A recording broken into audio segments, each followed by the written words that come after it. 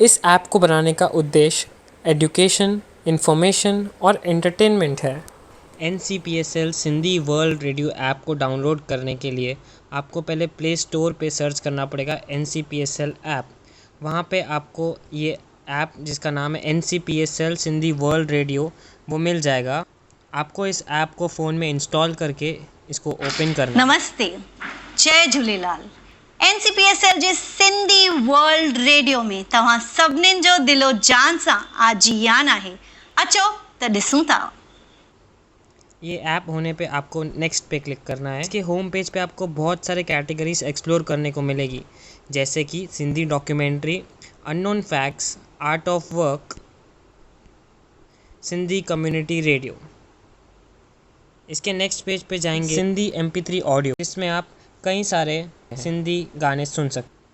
तव्हां ॿुधंदा भगवंती नावाणीअ जा गीत। चल मारो चल पई करे। इसके नेक्स्ट पेज पे जाते ही आपको अलग अलग चीज़ें अलग अलग कैटेगरीज में दिखाई देगी, जैसे सिंधी सॉन्ग्स, इंटरव्यूज़, सत्संग, सिंधी भजन्स, और आप अपना मनपसंद आर्टिस्ट सिलेक्ट करके भी कोई भी पर्टिकुलर सॉन्ग चला सकते हैं। इसके लास्ट कैटेगरी में है आपका अपना प्रोफाइल।